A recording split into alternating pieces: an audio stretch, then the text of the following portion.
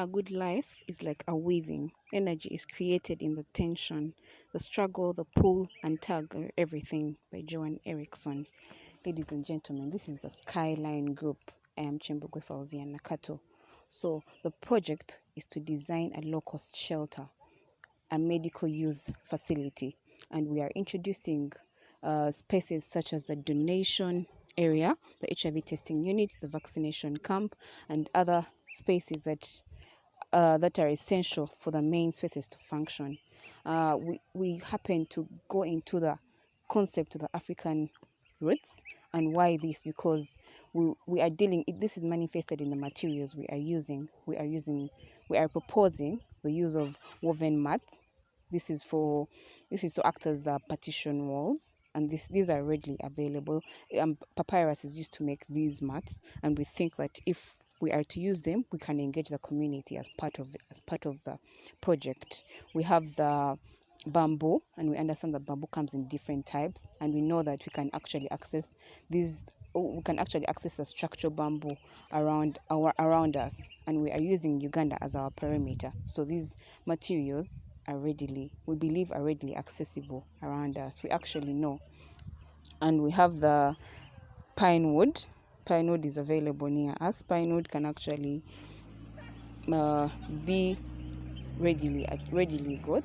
We have the polyester as the foreign material, and we have the chitenji, and this is distinct of Africanness. So as we dive into the project, the most interesting thing about this project is the functionality, the structural mechanism of how this whole project functions, because we had to achieve flexibility in the project. This is a temporary structure, it's going to be a mobile structure, so we achieved the flexibility in the type of structural mechanism we are using, and this is a folding mechanism. So Kevin will be taking us through how the project is going to function, how the structure will stand, and all the abilities it needs to function.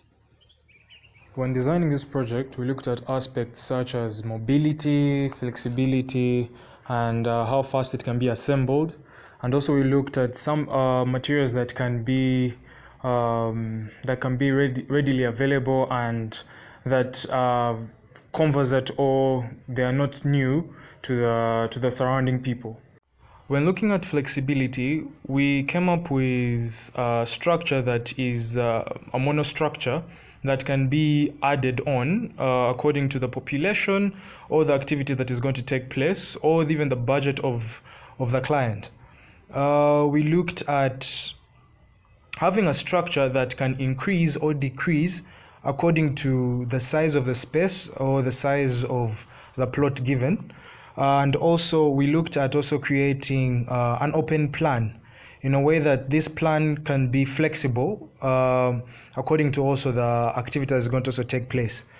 We looked at a structure that can also be versatile or that can suit any topography by creating different base or different stands for this structure in a way that in case of a steep or uneven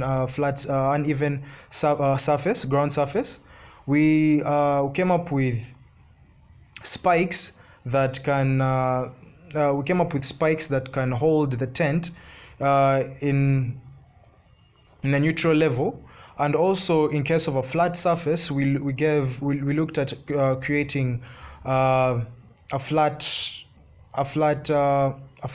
base with pine wood.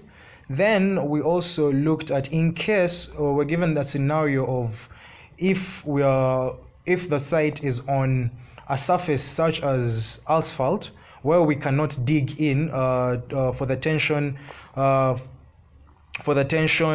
strings, we looked at creating heavy weights that can hold the tent.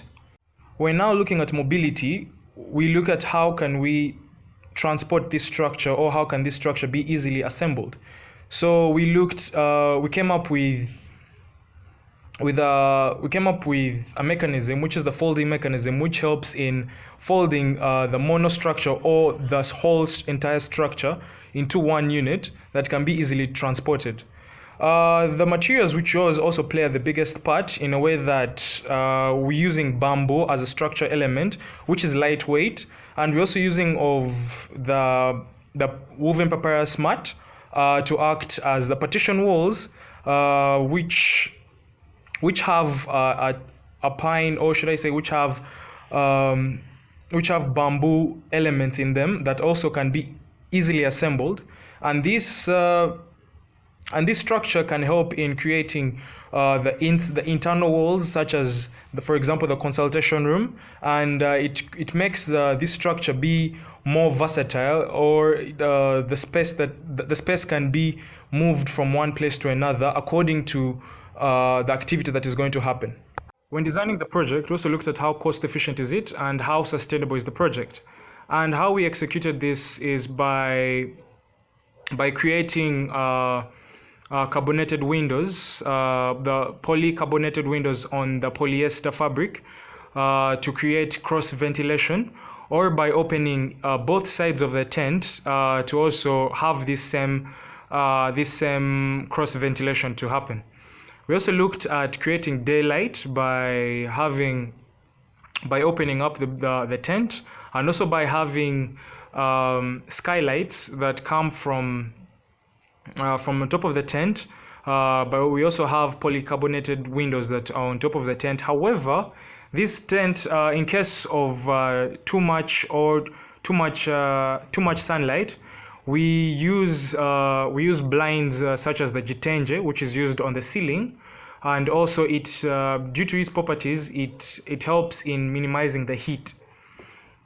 Also, we looked at water harvest by tilting the roof by 5 degrees, and this water is run into a tank, and this water in the tank is going to be used in the SOPs such as washing the hands, washing the utensils or the equipments that are being used, and also the water is going to be used in flushing the toilets, and also the types of toilets we're going to use the temporary toilets, and also these toilets are sheltered in the units, in that single unit we talked about, the single structure.